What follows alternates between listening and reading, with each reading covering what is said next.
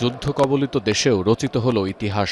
6 দিনের ঐতিহাসিক শেষ বিদায় অনুষ্ঠানের পর কোটি কোটি মানুষের শ্রদ্ধা আর ভালোবাসা নিয়ে জন্মস্থান মাশহাদে চিরনিদ্রায় শায়িত হলেন ইরানের প্রয়াত সর্বোচ্চ নেতা আয়াতুল্লাহ আলী খামেনি।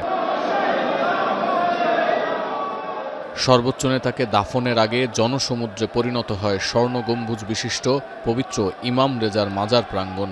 অশ্রু সজল চোখে স্লোগানে স্লোগানে কিংবদন্তিকে শেষ বিদায় জানান অনুসারীরা।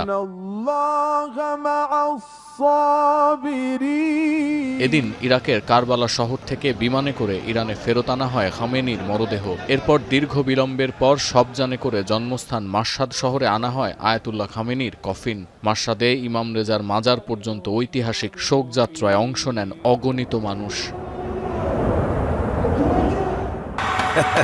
বিশ্বকাপ দেখুন বায়োস্কোপ প্লাসে, সব নেটওয়ার্কে, সব ডিভাইসে। প্রিয় নেতার কফিন একবার ছুঁয়ে দেখার জন্য মরিয়া হয়ে ওঠেন অনুসারীরা। অভিযোগ করেন, দাফন ব্যাহত করতে মাশহাদের রেল যোগাযোগ ব্যবস্থা গুড়িয়ে দিতে চেয়েছিল যুক্তরাষ্ট্র। খামেনির শেষ বিদায়ের মধ্যেই যুক্তরাষ্ট্রের হামলার কারণে পিছিয়ে দেয়া হয় এই শোকযাত্রার সময়। তবুও ঠেকানো যায়নি প্রজাতন্ত্রের অনুসারীদের। শোকযাত্রার মধ্যেই খামেনির জন্য জয়ধ্বনি আর যুক্তরাষ্ট্র ইসরায়েল বিরোধী স্লোগানে কেঁপে ওঠে চারপাশ। লাল পতাকায় ছেয়ে যায় পুরো প্রাঙ্গণ। খামেনি হত্যার বদলা নেয়ার বার্তা ছিল পতাকায়। এরপর পবিত্র মাশহাদ শহরে ইমাম রেজার মাজারে এসে শেষ হয় শোকযাত্রা।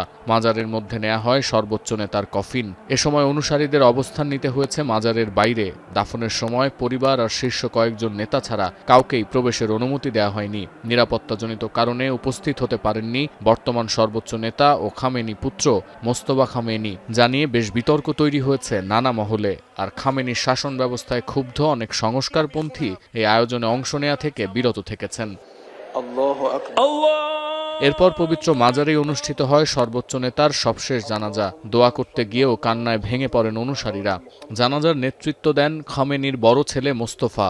জানাজার দোয়া পড়িয়েছেন 101 বছর বয়সী আয়াতুল্লাহ হোসেন নুরি হামেদানি। 1925 সালে জন্মগ্রহণকারী এই হামেদানি প্রজাতন্ত্রের অন্যতম শীর্ষ ধর্মীয় নেতা।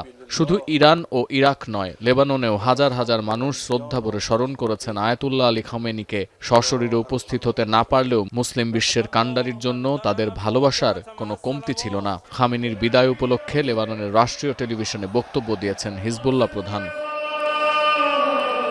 সতীর্থ কর্মকার, এখন বিশ্ব।